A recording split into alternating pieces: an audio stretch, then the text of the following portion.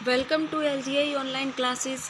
पिछले वीडियो में हमने वाक्य के शब्द के क्रम के बारे में पढ़ा था कि कर्ता के बाद कर्म और कर्म के बाद क्रिया, ये सब वाक्य को सीक्वेंस से बनाते हैं। अगर ये सीक्वेंस से हम नहीं रखेंगे, क्रम से नहीं रखेंगे, तो वाक्य हमारा गलत हो जाएगा। अब देखते हैं वाक्य के अंग। वाक्य के दो अंग होते हैं, उद्देश्य और विधेय। उद्देश्य क्या है?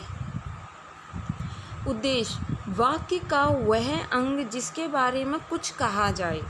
फिर से पढ़ते हैं, वाक्य का वह अंग जिसके बारे में कुछ कहा जाए उद्देश्य कहलाता है। इसके अंतर्गत वाक्य का कर्ता तथा कर्ता के विशेषण आते हैं। इसके अंतर्गत क्या आता है? वाक्य का कर्ता तथा कर्ता के विशेषण आते हैं। उदाहरण से समझते हैं सीधा। खरगोश गाजर खा रहा है, तो इसमें आप सीधा सीधा समझिए, खरगोश गाजर खा रहा है तो उद्देश्य यहाँ कहा गया है जिसके बारे में। तो किसके बारे में बात हो रही? खरगोश के बारे में बात हो रही। यहाँ इतना हमारा ये जो पार्ट है ये उद्देश्य है। इस पार्ट को इस तरह से अगर हम डिवाइड कर दें, इतना, ठीक है, इतना जो पार्ट है खरगोश है, और ये हटा दो, ये दूसरा पार्ट है हमारा। देखिए, वाक्य का कर्ता तथा कर्ता के विशेषण आते हैं। इसके अंतर्गत क्या? वाक्य का कर्ता तथा कर्ता के विशेषण आते हैं।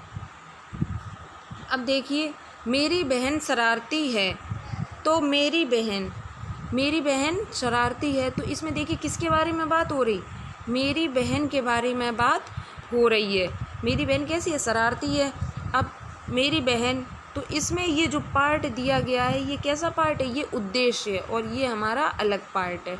तो आप समझ गए, जिसके बारे में बात हो वही पार्ट हमारा उद्देश्य पार्ट है। अब इसके आगे हम देखते हैं, हमने ऊपर पढ़ा था जो ऊपर वाक्य दिए गए थे उनमें क्रमशः खरगोश तथा मेरी बहन के बारे में कहा जा रहा है, अतः ये उद्देश्य हैं। अब हम समझते हैं विधेय के बारे में। विधेय क्या है? विधेय वाक्य के उद्देश्य के बारे में जो कुछ कहा जाता है। वाक्य के उद्देश्य तो हमने समझ लिया, जो सब्जेक्ट होता है, जो कर्ता होता है, मोटा मोटा आप समझिए, जो कर्ता होता है वही उद्देश्य होता है। अब उद्देश्य के बारे में जो कुछ कहा जाता है वह विधेय कहलाता है।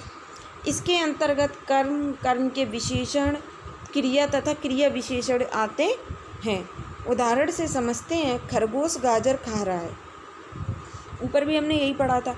अब देखिए, ऊपर हमने पढ़ा था ये हमारा खरगोश जो है उद्देश्य है। क्या है? खरगोश है उद्देश्य।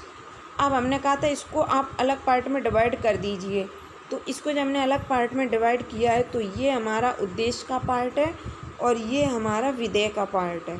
इसी प्रकार ये हमने पढ़ा था मेरी बहन तक, ये उद्देश्य का पार्ट है, और ये शरारती है, ये विधेय का पार्ट है। ठीक है, तो आप देख लीजिए उद्देश्य के बारे में जो कुछ कहा जाता है। तो उद्देश्य के बारे में यहाँ क्या कहा जा रहा है? उद्देश्य हमारा खरगोश है, और खरगोश के बारे में कहा क्या जा रहा है कि वह गाजर खा रहा है। ऐसे ही मेरी बहन है, अब मेरी बहन के बारे में कहा क्या जा रहा है? वह शरारती है। तो आप इसे समझ गए होंगे कि कौन सा पार्ट उद्देश्य होता है और कौन सा पार्ट विधेय का होता है। अब देखिए, उपरोक्त दोनों वाक्यों में गाजर खा रहा है, शरारती है, विधेय है, क्योंकि ये उद्देश्य खरगोश और मेरी बहन के बारे में बता रहे हैं।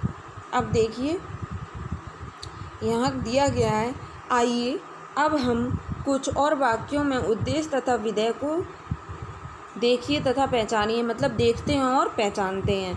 अब देखिए, उद्देश्य और विधेय कुछ और उदाहरण के तौर पे ऐसे दे दिए गए हैं, इनको समझ लेते हैं सही से। ग्रामीण लोग बहुत सरल तथा परिश्रमी होते हैं। पूरा वाक्य अगर हम बनाएं तो ग्रामीण लोग होते हैं वो बहुत ही सरल और परिश्रमी होते हैं। अब जब हम इसको उद्देश्य और विधेय में अलग अलग करेंगे तो ग्रामीण लोग अलग हो जाएगा, बहुत सरल तथा परिश्रमी अलग हो जाएगा। कछुआ दौड़ जीत गया, तो जब हम इसको सिंपल सा वाक्य बनाएंगे तो भी कछुआ जो है हमारा वो किस में आएगा? सब्जेक्ट में आएगा, कर्ता।